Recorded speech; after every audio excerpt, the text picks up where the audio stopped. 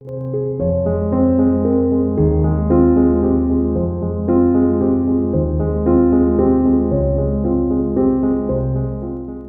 thème d'aujourd'hui, la surveillance, c'est tout le temps.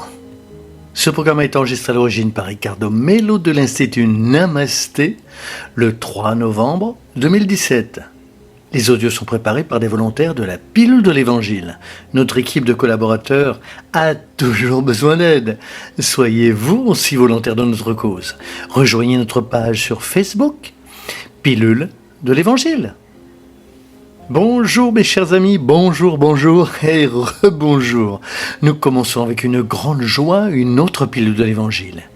Lumière et paix comme toujours dans votre cœur et beaucoup de joie pour votre vie.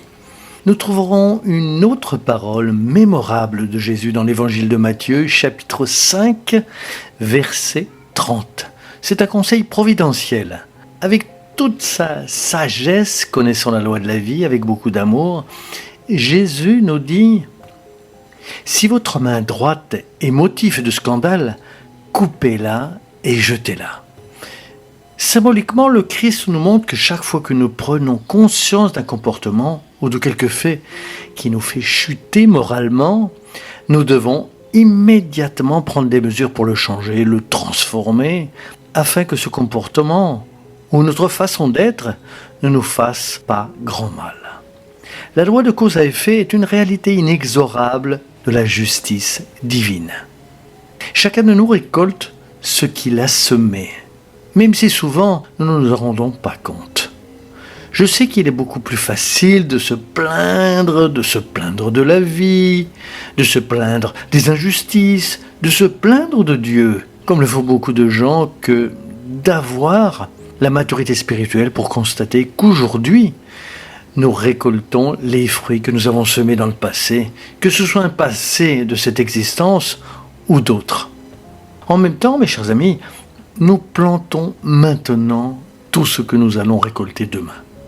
La justice divine, merveilleusement et pure, existe pour nous tous.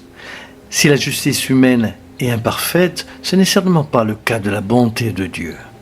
Ainsi Jésus, sachant bien sûr comment fonctionne le mécanisme divin de la loi de cause à effet, sachant que chacun de nous récolte exactement ce qu'il sème, que nous pouvons tromper les hommes, mais nous ne tromperons jamais Dieu.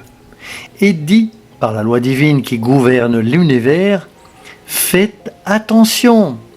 Si votre main droite est un motif de scandale, coupez-la et jetez-la. Mais que dit-il ? Supposons que vous ayez un comportement consistant à dire du mal des autres, à faire des commérages, à juger, à faire des commérages sur la vie des autres. Trouvez un moyen d'éliminer rapidement ce comportement, car cela vous coûtera tôt ou tard. Ne soyez pas une personne qui vit avec des pensées négatives, croyant que tout ira mal pour vous. Ne détruisez pas les rêves des autres en projetant vos propres pensées négatives sur les autres. N'influencez pas négativement les gens qui veulent grandir. Ils seront tristes comme vous. Souvent, nous le faisons sans nous en rendre compte, inconsciemment. Il n'est pas rare que nous observions que beaucoup ont un gain social avec une profonde tristesse, car les gens y prêtent attention. La personne elle-même met un point d'honneur à attirer l'attention des autres sur la tristesse, l'angoisse, au lieu de travailler sur la joie et le renouveau. C'est un comportement terrible. Et pourquoi ? Parce que cela nous nuira de plus en plus. C'est logique, il n'y a aucun moyen de penser que les pensées négatives nous feront du bien. Emmener quelqu'un d'autre dans un trou, puisque nous sommes aussi dans un trou, même si ce n'est pas notre intention, parce que nous sommes malades. Cela ne nous servira à rien non plus.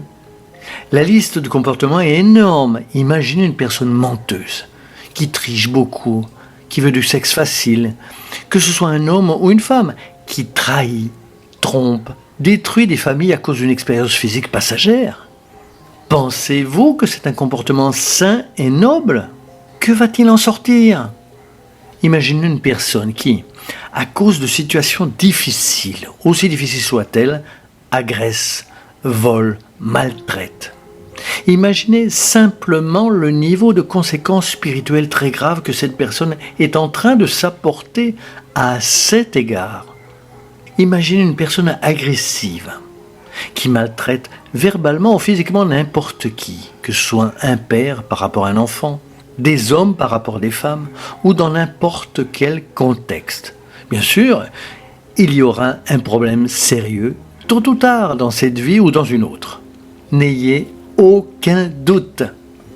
Imaginez une personne corrompue dans la vie publique, qui détourne non seulement de l'argent, mais des ressources matérielles destinées à la société. Il est clair que cette personne, tôt ou tard, sera confrontée à de très graves problèmes, car elle cultive malheureusement un avenir extrêmement difficile pour elle-même. Il n'y a pas d'issue. Chacun de nous récolte ce qu'il sème. Alors la pilule d'aujourd'hui est une pilule de vigilance. Parfois, nous pensons que nous allons le réparer. Mais il n'y a pas de réparation dans le monde des esprits.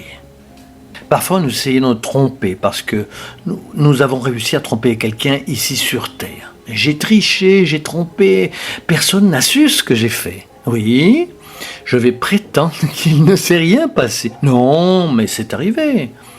Notre conscience connaît et enregistre. La loi cosmique aussi, juste pour illustrer Humberto de Campos, qui raconte une merveilleuse histoire entre les mains de Chico Xavier. Un compagnon, lors de la désincarnation, est surpris lorsqu'il se rend compte que le monde spirituel avait un enregistrement détaillé avec le nombre d'heures lorsqu'il était sur Terre, avec les heures où il a dormi, avec les heures qu'il a parlé, avec les heures qu'il a travaillé. Je veux dire, absolument tout est inscrit dans la loi divine. Qu'est-ce que cela signifie? Vous ne pouvez tromper personne. La pilule d'aujourd'hui vous invite à la vigilance. Jésus n'a-t-il pas dit « Veillez et priez » ? Parce que la vigilance est importante. Voyez que le Christ tout le temps nous a alertés sur le danger de l'auto-indulgence lorsque nous commençons à accepter nos comportements nuisibles qui sont mauvais pour nous, au lieu de changer ce comportement et de le modifier. Non, on fait semblant de ne pas le voir et on le laisse pour plus tard. Ah, je le réparerai plus tard. Et puis, il y a la loi de cause à effet. Et nous commençons à relever un tas de situations délicates, car une chose est sûre, la vie envoie l'addition.